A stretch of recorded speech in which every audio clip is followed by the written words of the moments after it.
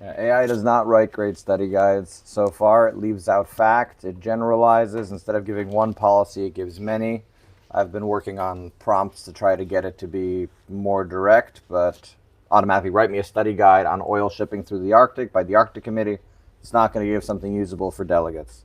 Like for currently, the amount of love you put in 10 seconds for a prompt, that's what it's going to feel like. And even high level conferences do it, and it's not amazing. What else? What else would you want to see in a good study guide? Maybe it wasn't the study guide you've seen. Maybe you haven't seen it. Here. Yeah. No, but I'm going to be recording better than last time. Oh, sorry. So Okay. on your shirt. Guys, what else? Yeah. Key countries. Key countries. Okay, so that will help you if you're one of those key countries, but also helps you get a feel for the debate. What else? Background of the current situation in the world regarding the topic. Yeah, I'm sure Daniel's going to get into it, but like, when we provide background, we try to keep it relatively recent. Okay, so I know sometimes people Up to 1 year. I know sometimes people do these like deep dives and they go into like the 1890s in your country, but for most MUN topics, unless it's a historical one, it's not going to be that relevant. You want more the modern context, yeah? And even if it's historical, up to 1 year before the historical event. So it's 1540, you want to start with data from 1539. Go ahead. To explain the root reason of the causes for the crisis itself, to explain properly, not just to tell us facts and that's it. Great. Okay, so like ideally, students will come in and know how to take a problem, figure out what are the root causes, and do all that stuff. But if it's a beginners committee, definitely don't assume that. So that's why we like to put in what are the root causes, where is this coming from? Because that's part of solving the problem. Yeah? I like to see some questions to like consider, like for example, about your country's policy, what's your country's like position on the topic. It really gets the delegate to think about the topic, about their position. Yeah. Okay, so try to make questions that are going to be relevant to help them with their research. This is I can tell you a very common question is like as a teacher, that the teachers will ask is, okay, we have beginner students, they don't know, they can't figure out what their country's position is, right? Unless it's very obvious. So if we give them questions that will at least point them in the right direction, a lot of times what I like to do is to put in a hyperlink to like, where does your country rank in this specific thing? And then you put in one link that's going to help like every single student there because they're going to be able to find their country and place it, things like that. I think I'm going to hand you guys off to Daniel. I have a second one. Oh, you're set? Okay, amazing. All right. So this is Proven Daniel. Hello, everyone. My name is Daniel Gindis. You'll have to introduce yourselves again. And we're old, so we probably will, neither of us will Okay, I have remember a names. piece of paper and a pen then. Yeah, let me just give you this. All right, yes, you take that. Oh, thank you. I'm going to sit right here I and didn't then get a slip book out. this year. Huh? Okay, wonderful. Hi, everyone. So we'll do name introductions in a bit because you guys are already here. We already started. So with study guides, everything that Stephen said, I completely agree, though I missed the first few minutes, but we're generally on the same page. My name is Daniel Gindis. I have been doing MUN for a while. I run Ambassador Academy. It's an MUN training company, and for English and debate and TED Talks and other things.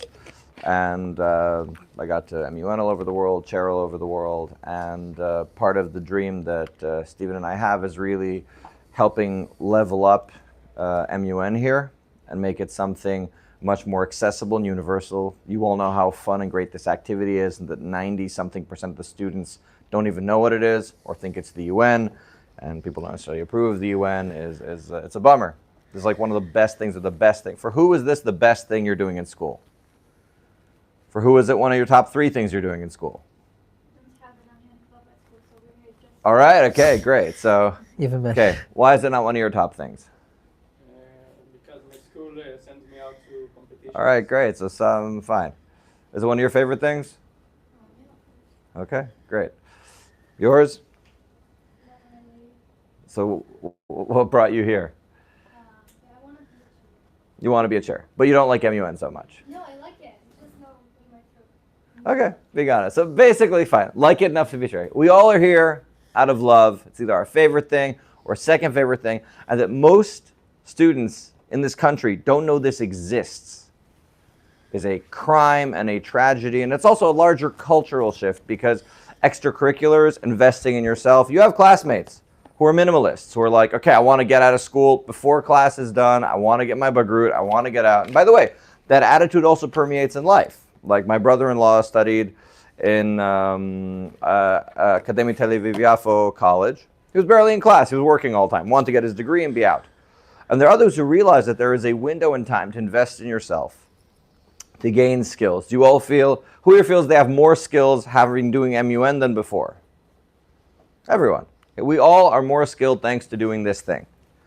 And it's not like class. It's not like we memorize and either pick our hand up or don't.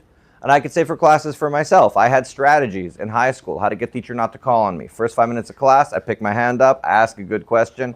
I keep picking my hand up for the next 2 minutes, and they don't talk to me for the rest of class, and I could zone out, We all have our strategies, but MUN's not about that, because it's not about teacher, it's not about chair, it's about you persuading each other, getting votes from each other, getting buy-in from each other. It's the respect of your peers, and nothing in high school can get you the respect of your fellow high schoolers. Plus, if you want to invest in yourself, if you like public speaking, if you like people and what MUN does, you're now with other people who like that too, who are taking the extra moments in school and not those who want to get out of there. So right here, you have potential for friends and things in common with people you don't with your classmates. What do you have in common with your classmates? You were both born within roughly the same 12-month window. That is it. And you'll see as you go on in life and you start moving towards the people of similar interests. So Model UN is something very, very special. So why are we here? Because we want to help train and grow more people into the world that Stephen and I got to enjoy. We got to meet like-minded people across the world. And it's really something inspiring and great. And for those who will go with him to delegations abroad, or if you get us to take your school abroad, you'll get to see that and meet other people around the world. Friendships for life. And it comes from the beginning, but making this activity accessible and knowing it and being quality chairs. Because nothing ruins MUN like a bad chair. Who here has had a bad chair? Great. Wait, keep your hands up. Look around. We need therapy for these experiences. The round we lost, or our friend lost, that got robbed by someone who chose their friend, or who went out for a coffee break during the unmod, or wasn't paying attention. Yeah, right, they suck. So we don't want to be like that. And that's why we have this workshop, to get a baseline, because the fact that all of you had this in different committees, in different conferences across the country, shows that Model UN in some ways is a very reactive activity. Now for me, I run workshops in lots of places, but to bring them, the school has to call me up and say, hey Daniel, we want you to come, or want you to send one of your staff to come teach here. And when the teachers come to class and do that, then we do all these things. But people have to ask for it. They have to know what they're doing. So for that, either students or teachers bug their school and say, hey, we want to do this. I run chair trainings when it's ordered, which is barely ever, because people don't see the value of chairing. They think it's some type of magic, but it's not. And it's a very human activity. Without training, you can have the experiences you had. And I'm sure you all have your unique share trauma that's all very relatable for us and our friends. Yeah, we nod, right? So how do we avoid that? So Stephen and I decided last year we're going to be doing free sharing workshops for the circuit because it matters to us. In the end, why do we do MUN as grown-ups or teach it? Because it's important to us. Like, the money is not so great, but getting some kind of baseline where everyone knows the same thing. There's a minimum standard, something which just didn't exist before, because every school exists within itself.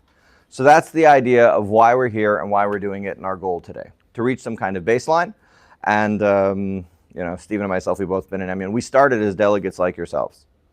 And now we're grown-ups working in the field, and even though we're working as educators, I can say for me, I never thought I would be a teacher in my life. I thought that I would do, I did work in high tech and marketing and so on, but getting to this was because I loved being a delegate.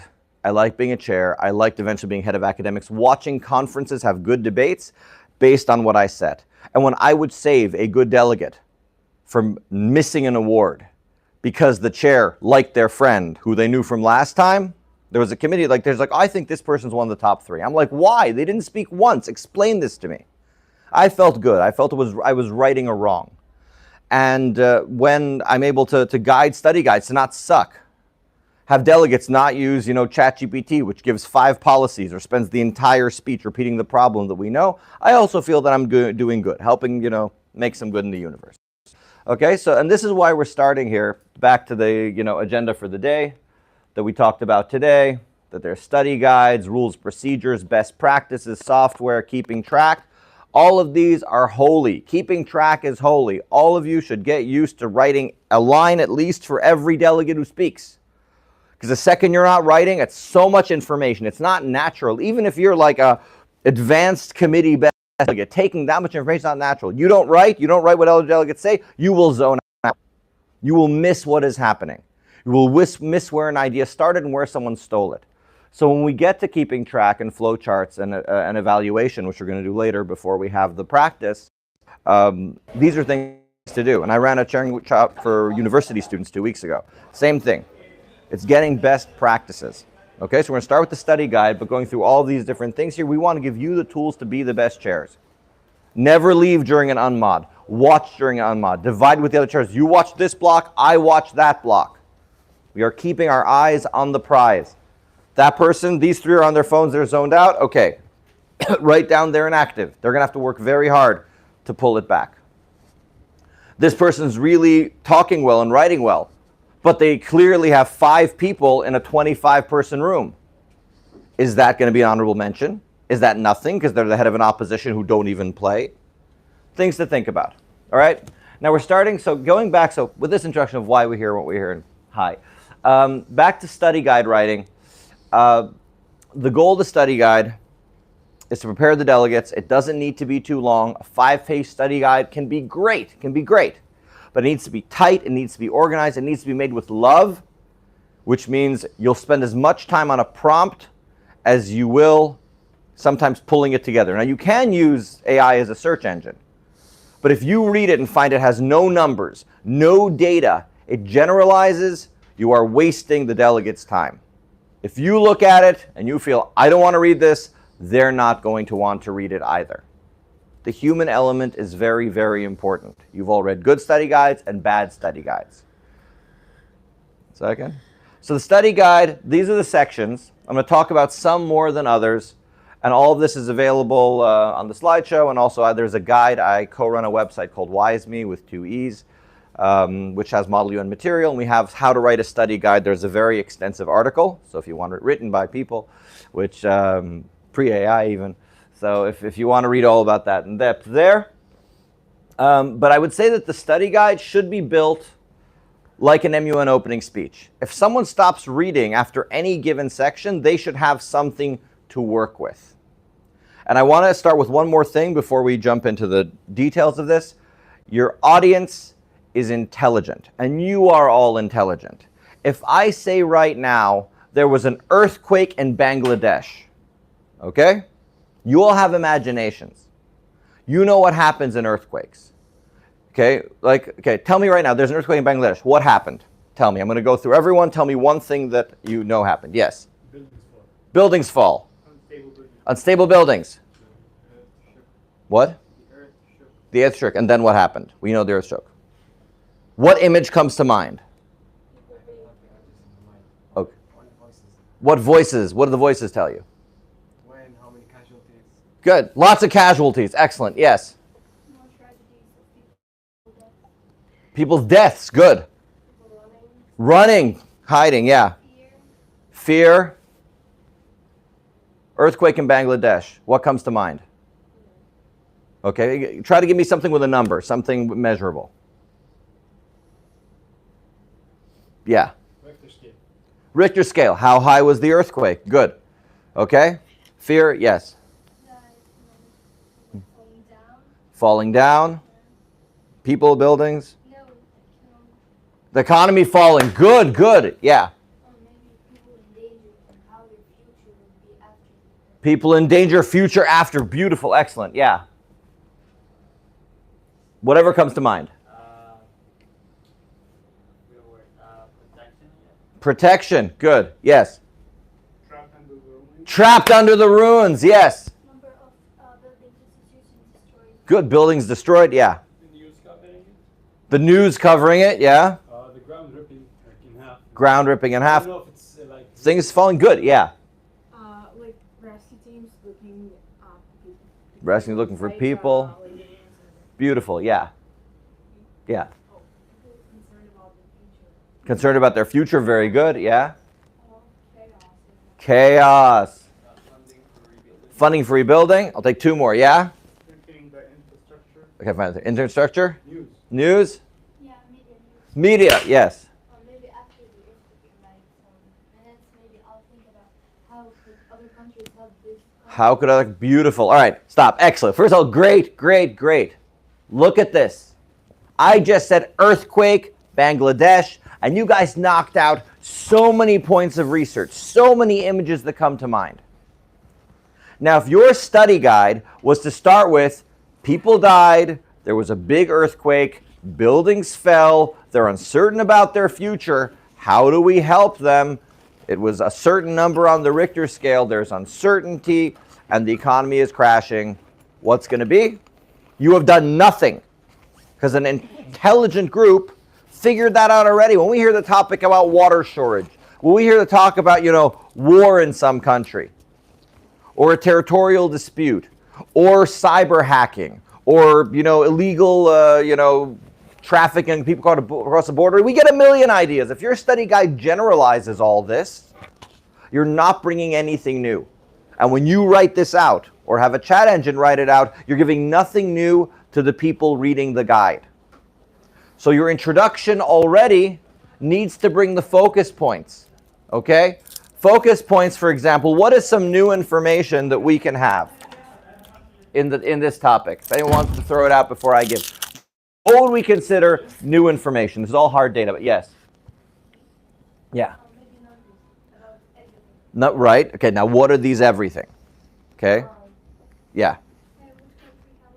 Which country helped? Good. Very good. See, that we don't know. That's not obvious. Which country has already helped? Which neighbors helped? Which neighbor did not help? That's already new for a study guide. Yes. What actually causes the earthquake? What causes the earthquake? I mean, Sometimes it's like natural, however, sometimes has some. okay, I'll take that. Let's say the earthquake is caused by, I don't know, an irresponsible nuclear reactor. Definitely a possibility. Yes. Study of the topic.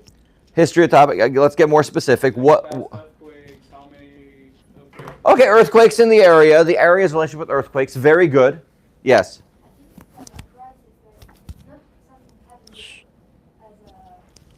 I mean, it could. Some areas have recurring earthquakes or recurring volcanoes. So that's a good point. It's some areas like, no, every 50 years that happens. There's nothing to know about it before it happened. No, you can know. Some areas have more earthquakes or volcanoes or flooding than others.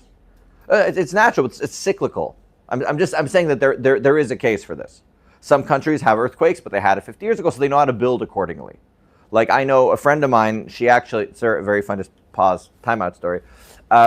She watches a show called Man vs. Nature. It's an older show. You can find episodes on YouTube. And she said that she actually learned something useful from that show, that she learned how to survive in a volcano. In a volcano. You know what a volcano is? Okay? So, and there's a crazy story. I heard it last Friday. It just like stuck in my head. She went, so her father speaks Spanish, and they were, I think, in Ecuador. And they were in an area where there's a volcano which can become active. Now, it's not active volcano. Doesn't just mean shooting in the sky and making the sky black. It could also be lava coming out of the sides, coming up. Maybe you need to move. You stay out of the immediate area. Because their father spoke Spanish, they thought he was local. They said, go check out the volcano, even though it was an active volcano. There's lava there. Sometimes it spills. And while they were in it, it started to become more active. Now, she learned in this video, what do you do when lava starts to move? She learned you find a stable rock where lava's going around and you stand there and you wait. Now, if it's going to shoot out, you're dead. But if it's only like getting hotter and then going to go down again, you're fine. Her father and the other guy didn't know that. They ran to the top.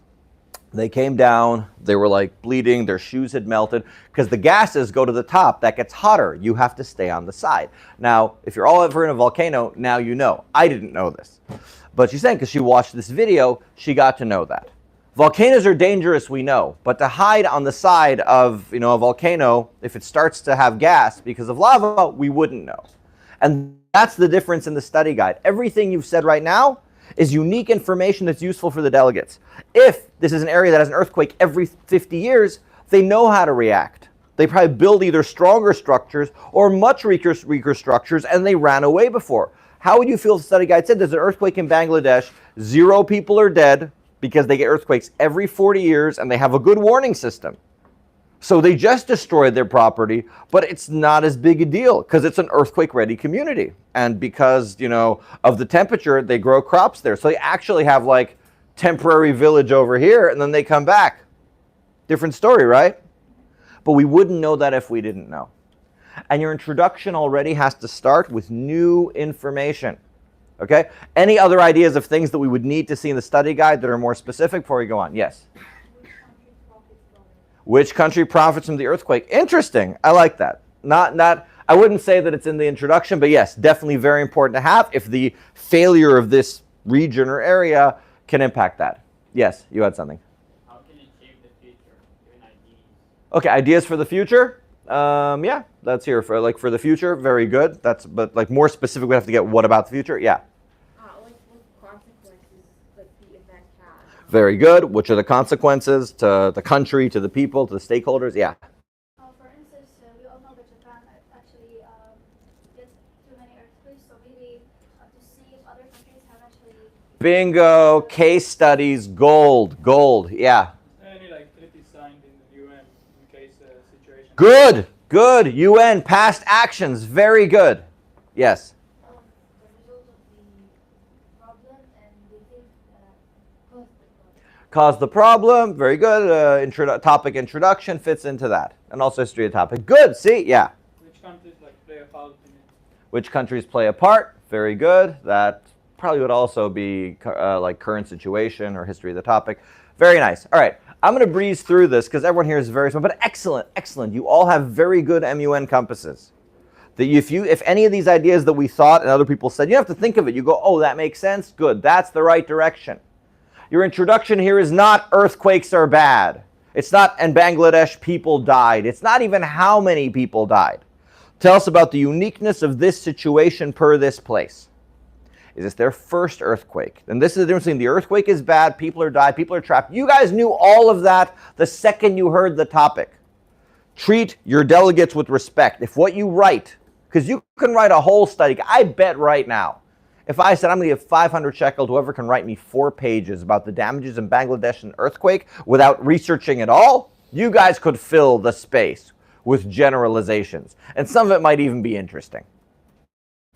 But it's not factually based, and it's full of error, because exactly like we said in the beginning, we know, the audience knows, when you write a good study guide, by the first sentence, you want to say, there's something new here. And remember, the study guide you write is probably one of the only things your delegates are going to read all year for some of them, because we don't read so much for school unless we have to, and then we forget it very fast.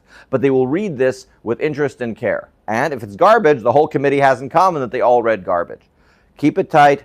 Keep it organized. Your introduction should say, Bangladesh was hit by another earthquake. In this area, they get them every 40 years. The loss of life is 0, but because of climate change, they're not able to fix the crops fast enough. So 500,000 people are displaced, and 1 million people are affected by the food. Different story, right? Okay? Now, what committee is doing this also is important. Is the World Food Program, the World Health Organization, or the International Labor Organization, the ILO? That really also depends, right? Different topic. And I'm not going to explain to you the difference of the committees. You all get it. You're all smart. So these are the must-have positions. Introduction to the topic. Welcome. I'm really sorry for being late. Me too, but it's okay. There'll be a YouTube video of this for you to copy. Okay, introduction to the topic. This is where you write in one tight place, one paragraph, everything the delegates need to know, that if they stop reading after the introduction, they have what to start with. Ideally, even your topic is enough, because remember, sometimes they get the topic months before the study guide. Who got a study guide really close to the conference? Yeah, okay, right? Because they're high school students who are busy. And the secretariat's saying, give us the guide, give us the guide. And then they have what do they do? Fire the chairs and write their own guide. So you get last minute guides. So one, don't do a last minute guide. But if you do, make sure the topic is clear so they can start research. I tell my delegates, topic, committee, country, we start to work. Study guide's a bonus. But a good study guide, you go, oh wait, we actually have to read that. So make sure you write good guides. So introduction to the guide, to the topic, should really be the case-specific information to frame things. And this is why what Stephen said was so important, that it needs to come from the last year. All the data except for precedent-setting treaties and actions. Okay, I'm going to say this again. All of your data, as long as it's public and available, except for precedent-setting treaties and actions, should be from the last year, not earlier. A lot of things can change. They could have had an election. They could have had, a sporting event that takes everyone's focus away. They could have, start sending supplies somewhere that's not popular with the public. We don't know. You want to keep it as up-to-date as possible. So introduction is framing the topic. And one thing, if someone reads that, it's enough to go on. Of course, you want them to read further. Chair introduction, that's your letter to the delegates. Not all guides require this. If you do it, great. Mazel tov. I usually don't find these, like, what are you going to say? I worked hard. I hope the best for the debate. Like, up to you. If you do feel that this is something important to you or you want to share it, great. I've seen one or two chairs try to hide like hidden messages, like their name written in the first letter of the first column. Like, it's like, let's say the name is Andy. So always look at the bright side. Never say never. Do it yourself. Yesterday is yesterday and tomorrow is. Like, he made an anagram of his name. I think that's what it is, or whatever, first letter. So whatever shtick you have. Chair introduction, it's customary, but the rest of the guide is more important than your introduction letter, but you're welcome to say hello, introduce yourself, and, write nice things. Committee introduction. This is where we talk about the committee, which is here. Same thing. Don't copy paste what the chat engine gives you or Wikipedia gives you. This is where a place you introduce the committee. What do people care about the committee? Well, what matters about the committee we are? What do delegates need to know about our committee? Yes. Good. Bingo. What the committee is for, what they do. And if you know from your research, it's not always easy to find out what a committee does, right? Sometimes you have to dig very hard on the internet because the committee website doesn't put out their numbers, because some don't do much and some don't release the data. It's in PDFs you find somewhere else. Save them that trouble. Your committee introduction should give things about the scope of their work, the precedent of what they do, the budget they have, the partners they work with. That's your committee introduction that brings value. Same thing, topic introduction. If the topic is, lack of, secondary education in sub-Saharan Africa, which is a lot of countries, and that's your topic, you need to bring statistics of a few different schools, a few different places. Okay, topic introduction needs to be enough that it's more than the introduction paragraph, but is more with specific information. If it's our Bangladesh earthquake, let's say the topic introduction should talk about how right now earthquakes can hit this certain area, not earthquakes in the world. Okay? History of the topic is topic introduction introduces then the next few sections. If it's an earthquake in Bangladesh, we talked about the committee dealing with it. What committee should we take for our earthquake example? What committee should deal with the Bangladesh earthquake? We're now picking a committee. UNDP, Development Program? EP, Environmental Program. Okay, how are they going to help people displaced by an earthquake? Okay, everyone, let's take 1 minute. Take your phones. Let's choose what committee is going to be talking about the Bangladesh earthquake. All right? Wait, just look. Do not answer for 60 seconds. Go.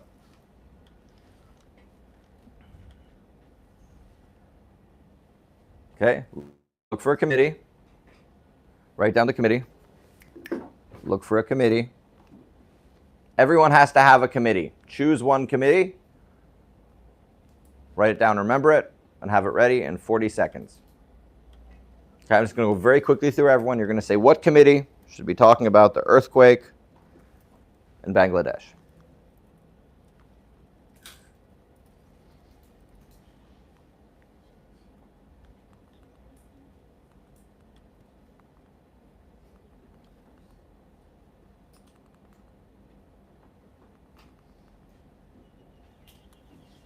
Do I have to get one? Or can I get more than one? You can write more than one, but... What time do you free up? Just spare 5 minutes, is that okay? One? For how long? Oh,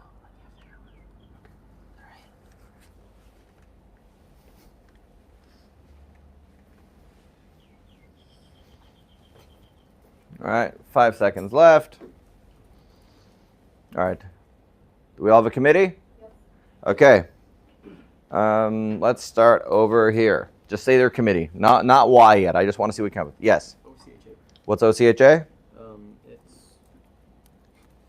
Office of the Coordination of Humanitarian Affairs. Okay, very good. Yeah, if you have an acronym that's not like well known, say yes. Who? World Health Organization, yes. The UNDRR stands for UN Office for Disaster Risk Reduction. Okay, good. Yes. Okay. Let's say it loud. Everyone can hear you. Yeah. World Health Organization. Did you all hear her? Yes. Yeah. What does that stand for? Okay, social, humanitarian, cultural. Okay, second GA. Very good. Yes. World Health Organization. Yes. Social Economic, ECOSOC. Okay. Yes. National Disaster Management What's their letters? NDS. Okay. Very good. Yes. OCHA for underground emergency. Okay. Very good. Yes. World Health Organization. Very good. Yes. Disaster Risk Reduction. And Disaster Risk Reduction. you said you had two. Yeah, and humanitarian relief and assessment. Very nice. Yeah. The UN Office for Coordination of Humanitarian Affairs, OCHA. Okay. Very good. Wow. You guys see what we just did here? Yes? How fast we came up with committees? These were all, except for World Health Organization, it totally makes sense. We might not have known these existed before. Right? We heard at least one new committee right now. Look how smart everyone is. So give the delegates respect that they also want us to read something, which is, good. All right. So we got to pick a committee. A lot of them are good. Maybe UNDRR. It'll be either UNDRR or the OCHA. I think It's not a committee though. it's a what? It's like something, it's under another committee. Good. What committee is it under? Let me ask. Okay. The OCHA for like underground emergencies. Yeah, it's under the UNDRR. UNDRR. Good. So we're the UNDRR. What is UNDRR? United Nations what? United Nations Office for Disaster. Disaster what? Disaster risk. Good. UNDRR. For disaster risk. Disaster what? Risk reduction. And the OCHA is? Office of Coordinated Humanitarian Affairs. Humanitarian Affairs. There's also another one under UNDRR. Yeah. Yeah. INSARAG. Let me. Yeah. Okay. OHCA, Office of Coordination of Humanitarian Affairs. So by the way, this already would be really golden if your committee, you're saying, hey everyone, we're going to be simulating the UCHA, and then your committee introduction is the OCHA is under the UNDRR. Look how much we learned right there. We're like, we've never heard of this committee before. It's actually a subcommittee under a different committee whose mandate is disaster risk reduction. Look at that. Look at how much new things we learned. We barely starting. Committee introduction. Talk about the mandate, what they do, bring numbers, help the delegates. This part has been the most annoying part probably for all of you. Different times that you have researched, you talked to me about when the committee was founded and what they're supposed to do theoretically, but we know that some committees, their name and what they do today are not necessarily the same. So give that information. Your committee introduction, 1 or 2 paragraphs where you talk about what the committee really can do and does today. And I say it usually comes down to like what they say they do in one line, what they actually do in a paragraph, and then what they're doing today. And if you can include their budget, their resources, even better. Save delegates trouble. The delegates have to eventually learn about their own countries in relation to all this. Don't make them study the committee too. It's also, by the way, a very easy win for intermediate and advanced delegates to get a bad study guide, let everyone research solutions that are off mandate, and then get up and say, by the way, everything you're doing is illegal. This is what the committee actually does. And I've done that. I don't know if any of you guys have done that, telling people that they're off policy. You guys ever tell people like you're not the right fit? Okay, so it's like, and why does that happen? Because the chairs did a bad job. That should not happen in a committee. The chair doesn't really write the study guides because they lack the knowledge on it. Right. That's why we're having this workshop. And that's why we're talking about study guide writing. Because you can teach someone to be a very good committee chair who can't write a study guide or understand an issue.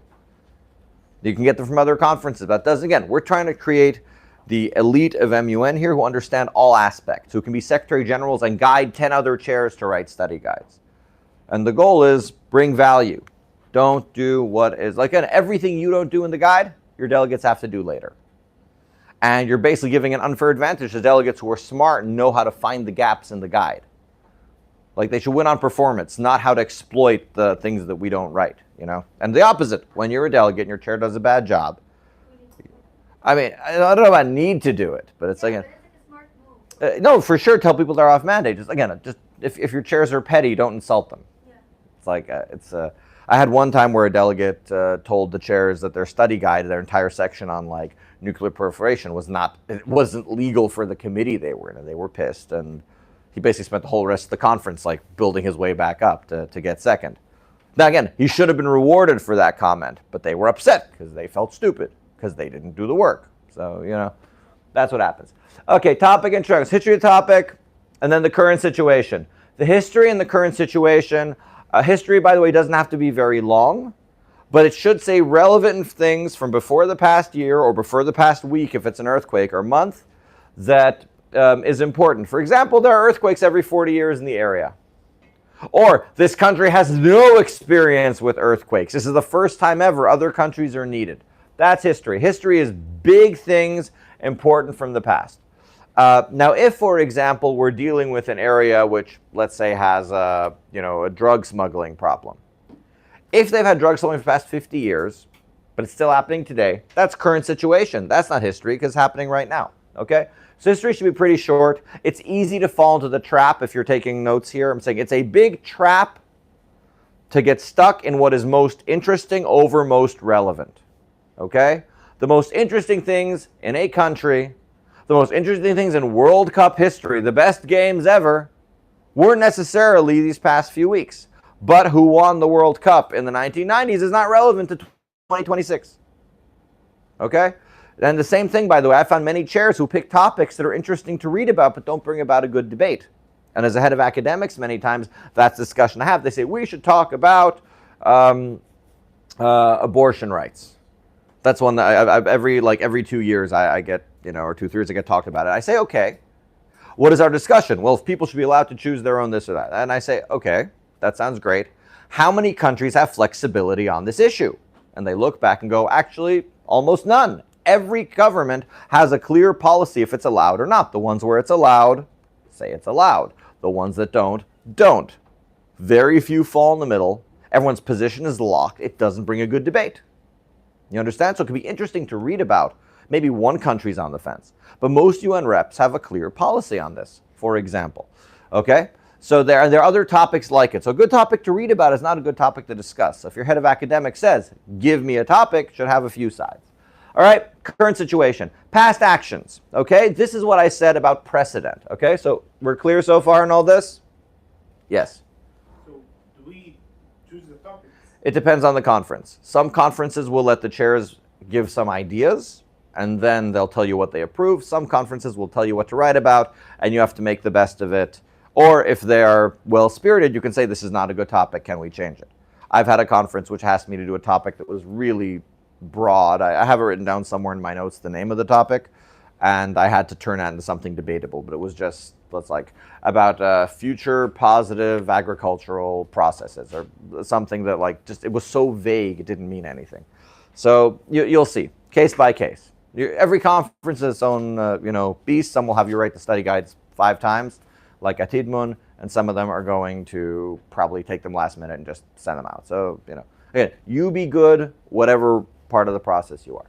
Okay, past actions. The past actions part by the UN or other regulatory bodies. The important part about this section is that this is for the things that set precedent. Do you know the word precedent? It's a very important word in MUN. Okay, what's precedent in Hebrew? Takdim. What is precedent in Arabic? Don't even know what that means. Okay, so precedent means because it was done before, it can happen again. Okay? Unprecedented. Unprecedented. Unprecedented means it was never done before. Exactly. So precedent is a very, very important word in Model UN. Now, for example, we could take it back home. Mom, Dad, can I stay up late till 11? No. But my brother got to stay up late till 11.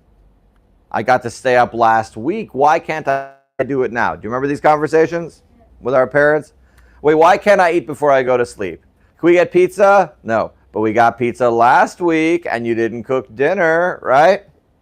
As soon as something happens, and plus for children, especially like when they're much younger than you, when they're like 3, 5, can I walk? Like my nephew, he was like 3. He's like, is mom looking? Can I like walk further away? How far can I go before she's going to call me to come back? You know?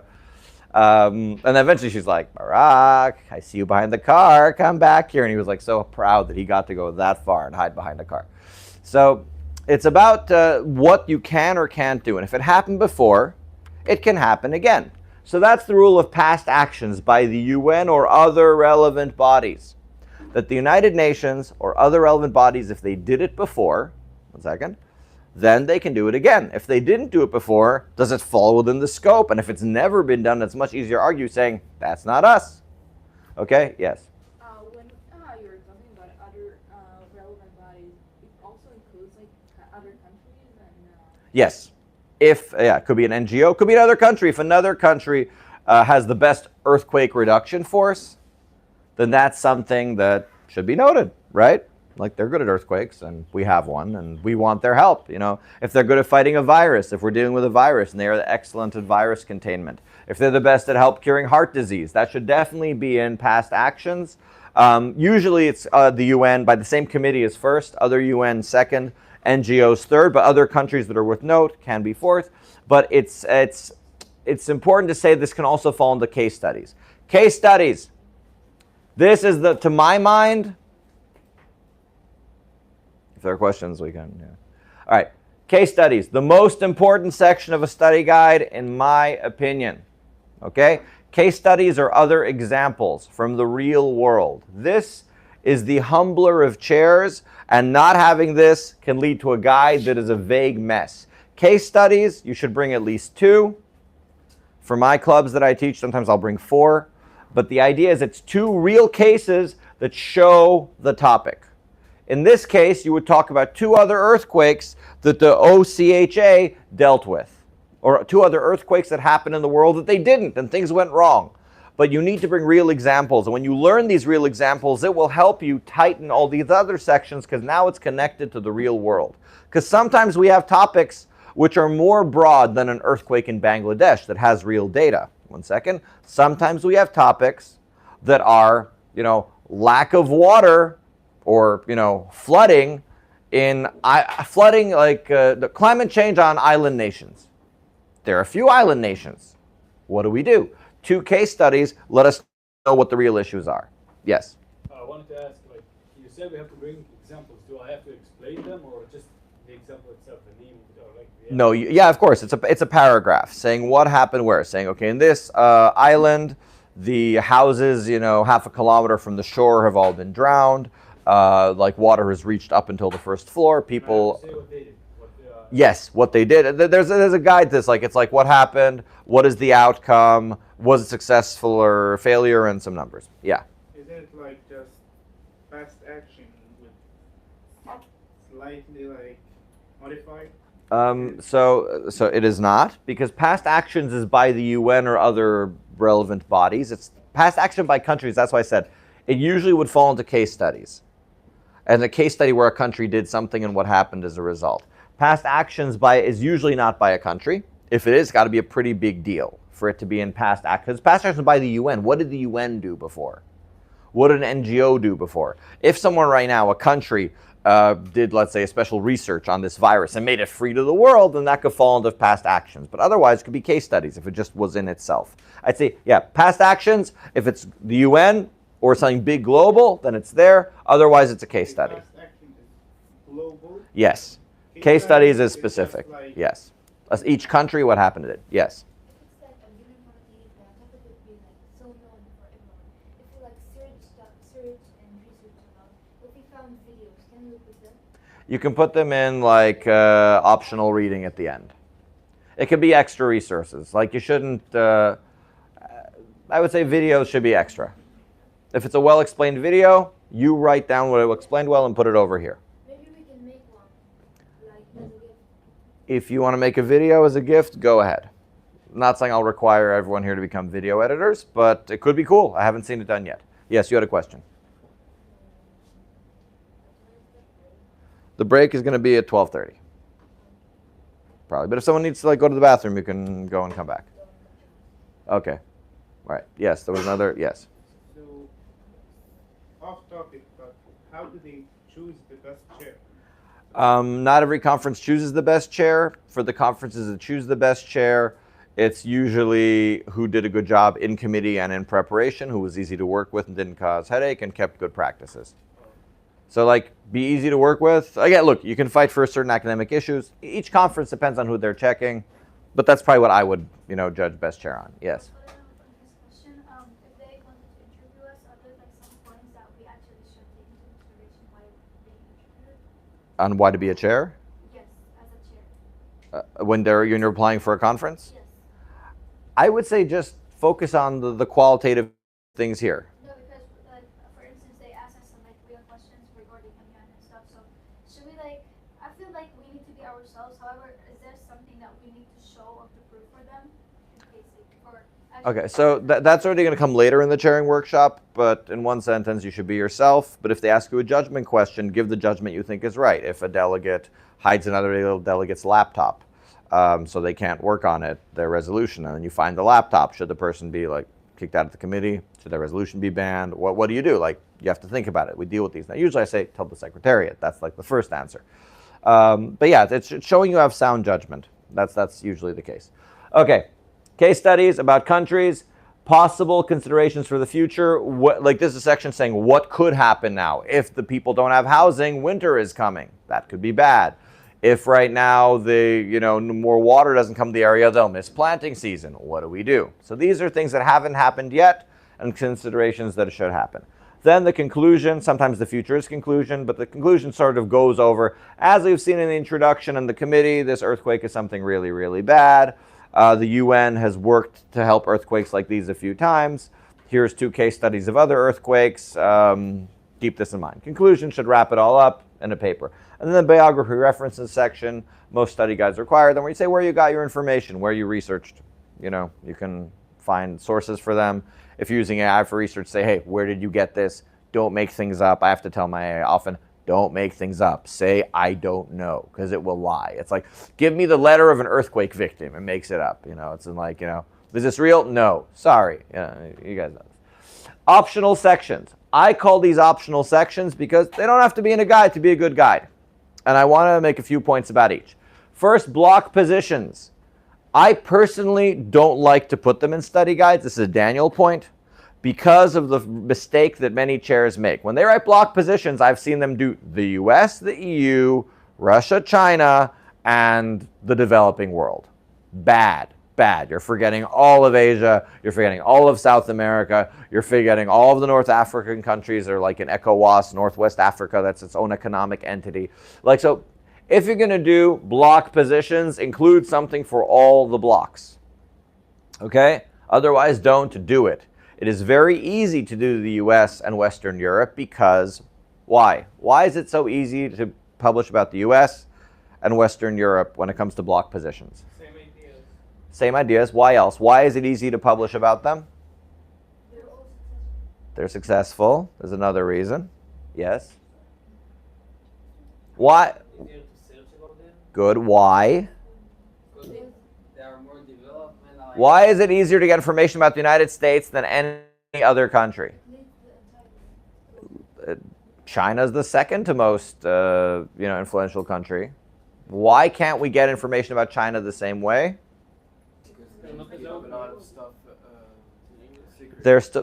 Say it again. Say it to everyone. Louder. It's in English. Good. It's in English. What language are we studying in? English. Which countries write in English? And? And? Good. When they if you write, and by the way, for those who write in Arabic and research about Arabic countries, they find so much more about Egypt and so much more about, Saudi Arabia. Like, it's amazing what writing in that language will help.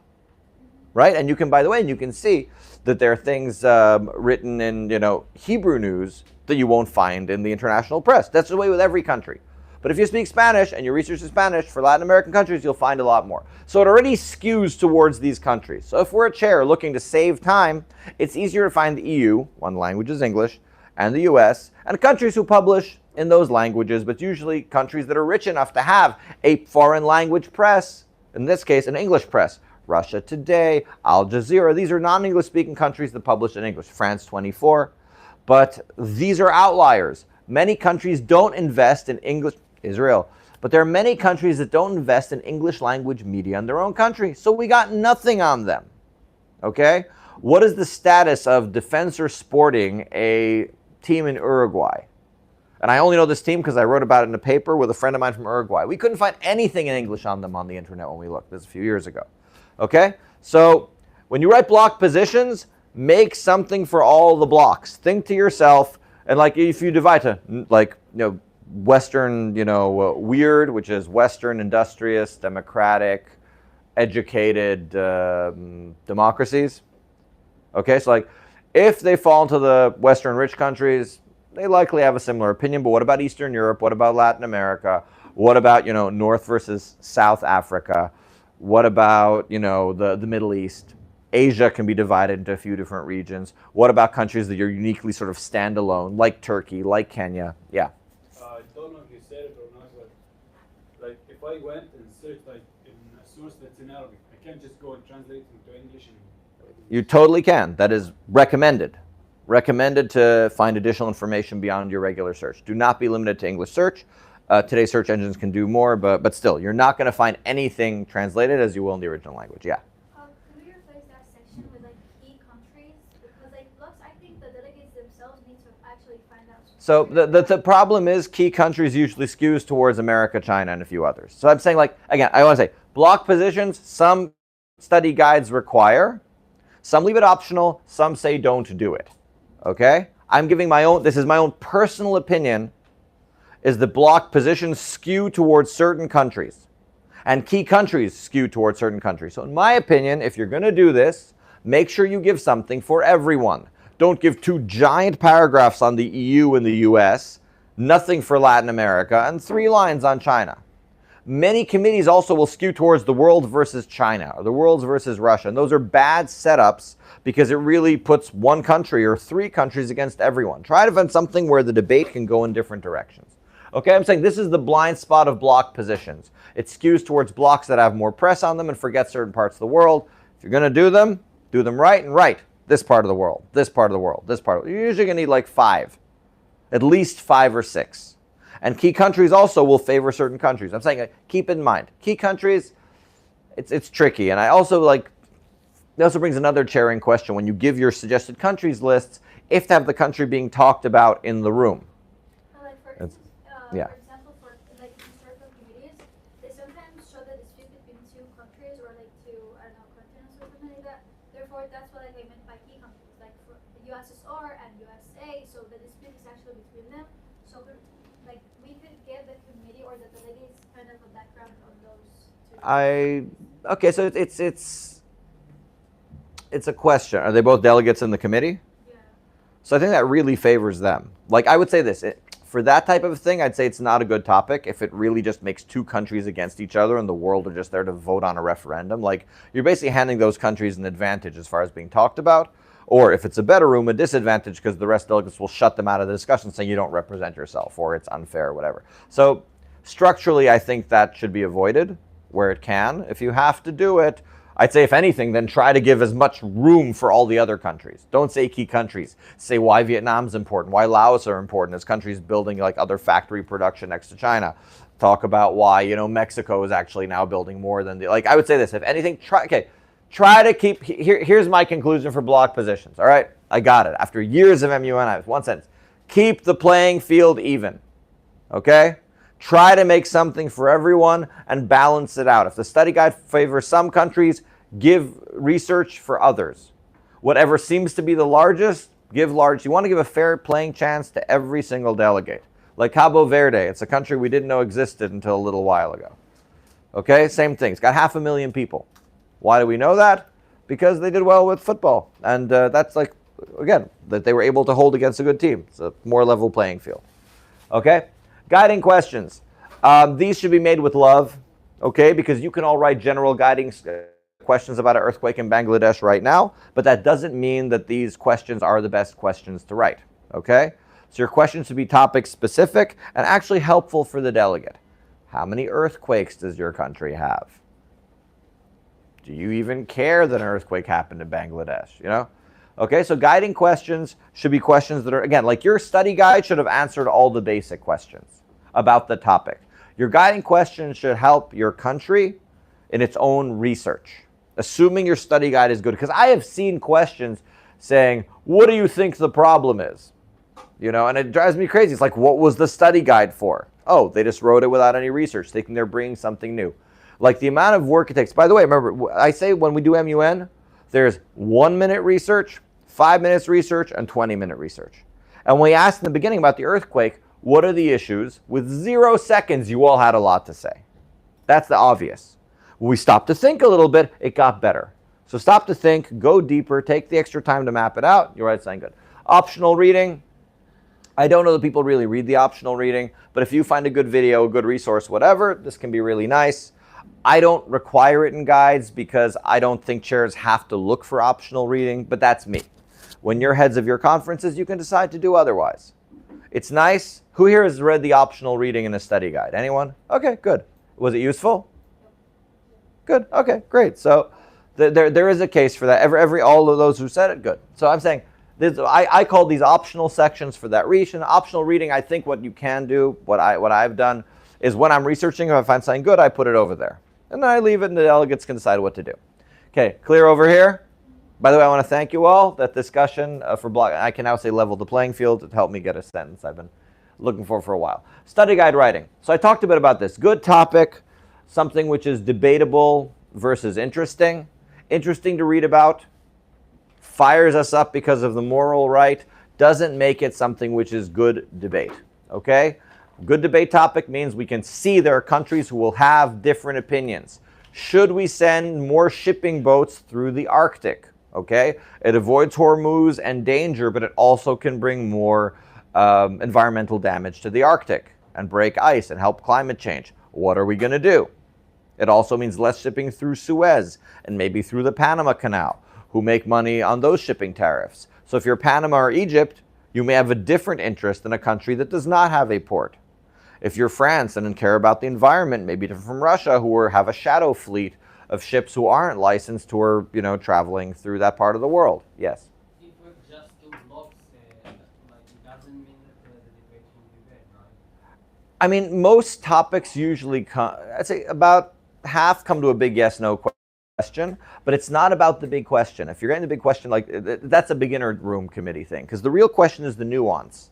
If right now we say, should we help with the earthquake, yes or no, the real question is, should we send many people right now or not? How long should the emergency crew stay there? Should we have tents for the winter or not? And within a year, do we think everyone should be back to normal life? And then every country can pick their place within.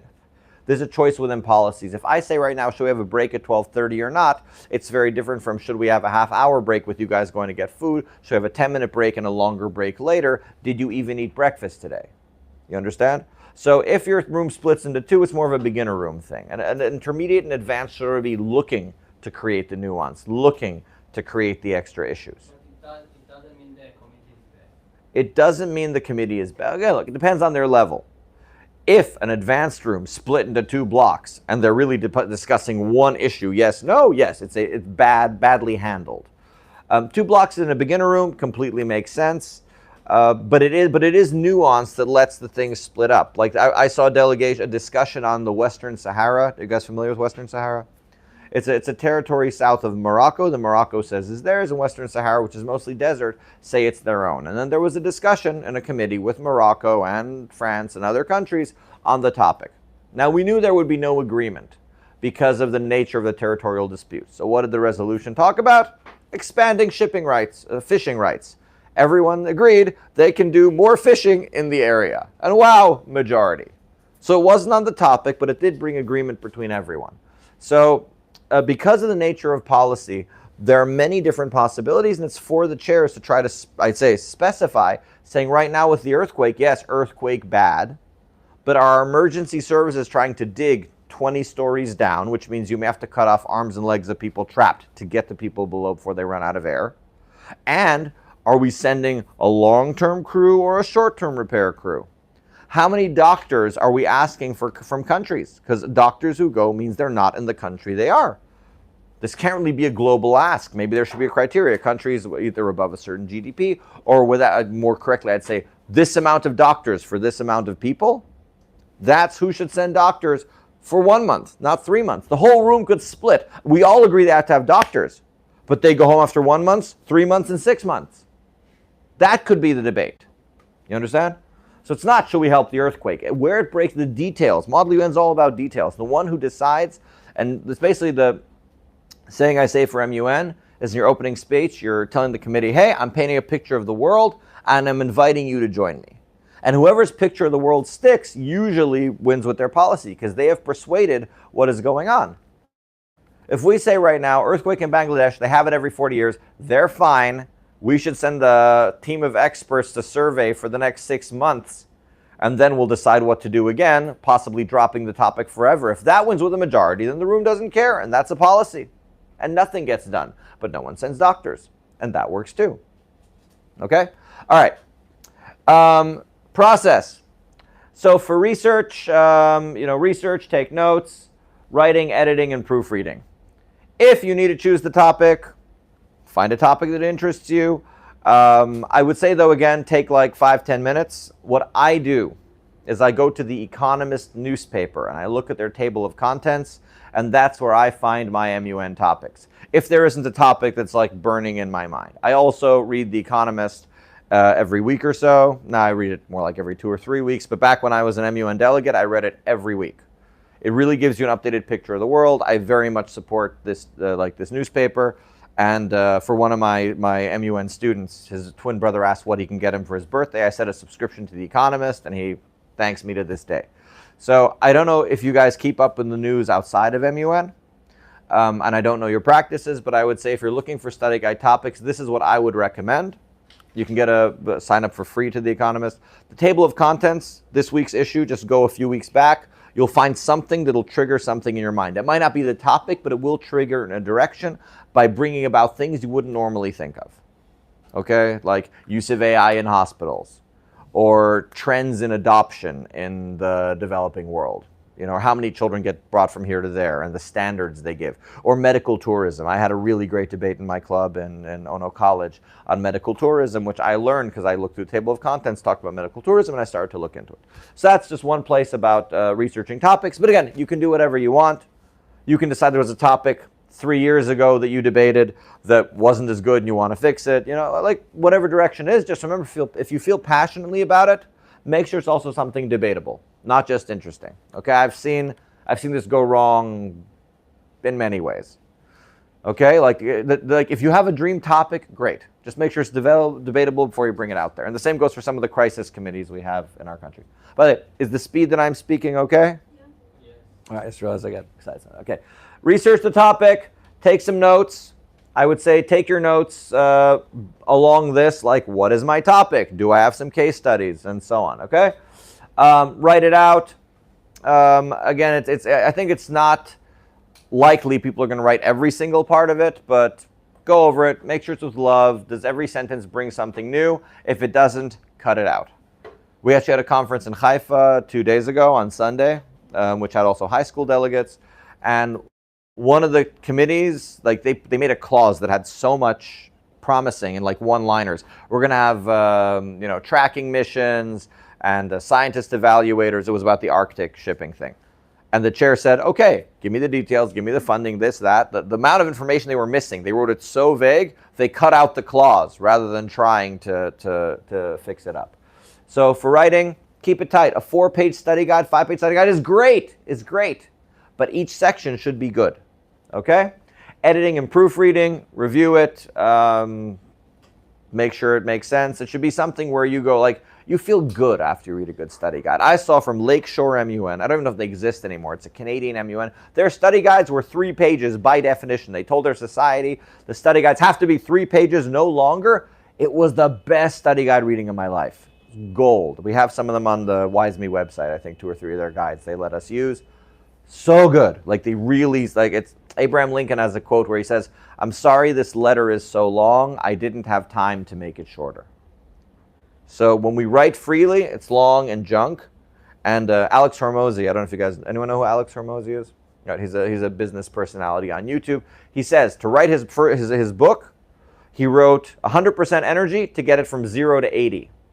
100% energy to get it from 80 to 90. 100% energy to get from 90 to 92 and a half, and 100% energy to get from 92 and a half to 95. All right? So when you throw your stuff out, if you write it like that, you'll be spend time, condensing it. So editing and proofreading, and then the conference also should look at it and send it back. Some conferences like Atid Moon are going to send it back a few times. Very good process. I recommend chairing their really one of the best, possibly the best conference here. Some of them, have chairs who give it in last minute, and you're going to get what you get. Okay, study guide do's and don'ts. I've talked about a bunch of them so far, so I don't think we need to elaborate more here. But we covered a lot of information, and the thing behind this, I think, is about sort of thinking MUN. With a chair, you have a responsibility, just like what you do in committee, to take notes and judge. The same thing. You want to give the delegates the best preparation. You want them to be ready in the way that you would have wanted to be ready. So I'm saying that try to write the guide you would want to get. It may require some time, but a good study guide, like a good resolution, is a work of art. And the way delegates feel coming into the committee when they know what to debate, they still have to learn about their countries. But at least they don't have to learn about the topic and make it all up. Some of you have had to do that. Let's not do it. Moving on. Okay, so we're not going to have a drill here because we did some discussions throughout. But I feel this was really productive, so I'm going to open the floor to questions, and then we're going to take a short break. Are there any questions on anything to do with study guide writing or the study guide process? Yes? We're going to talk about the research resources. I'm not sure if there is a resource section in the general guide of the day. I think hopefully there'll be time to talk about resources, yes. All right, are there any other questions on study guide writing? Yes? What's your biggest do not do on us? Do not do. The biggest do is have case studies. It connects you to the world. That's the most important thing. Not doing case studies leaves your thing very, very theoretical, and when you study for the case studies, information help make the other parts richer. So that's my hard rule. You must have case studies, and you must have 2, at least. I mean, I don't have don't. I do have best practices. Like that's, I don't write about Russia, China, EU, and the US. Try to make an even playing field. Write a guide that the delegates can start researching their country immediately, and they don't have to research the topic unless they want a different direction. Like I'd say, I'm a positive guy. A lot of do's. Do things right, and don't not do the right things. Okay. Any other questions about study guides? Yes. You said beginners will usually take 2 blocks They shouldn't, but they can end up that way sometimes on topics that are yes/no topics. So you said good committees face different questions. That shouldn't be the yes or no question, but should be regarding, let's say, doctors. How much. So should there be guiding questions regarding that, or should we? Yes. Okay. So a very, very good question. He's saying sometimes beginner committees fall into a yes/no question. The topic should not be phrased as a yes/no question. Your topic should already give the nuance in the different sections that there are more than 1 or 2 options. Even if we say yes, help with the earthquake, you can say yes, help the earthquake, and leave the country in 2 weeks. You could say no, we won't help with the earthquake, but we're going to be sending aid over a longer period of time to the country. So the no could be doing more than the yes. So that depends. Those options should be present in the guide and can also be in the guiding questions to make sure which of the 5 different earthquake policies do you feel most, aligns with your country's position. So very good, yes.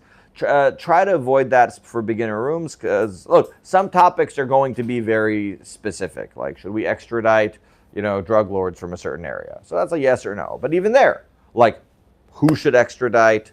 What is the criteria? Things like that. Very good. Final question, if there is one, and if not. Okay. So the time right now is 12:35. I want to thank you all for being an excellent engaged audience. We're going to take a 15-minute break. Please be back here at 10 to 1.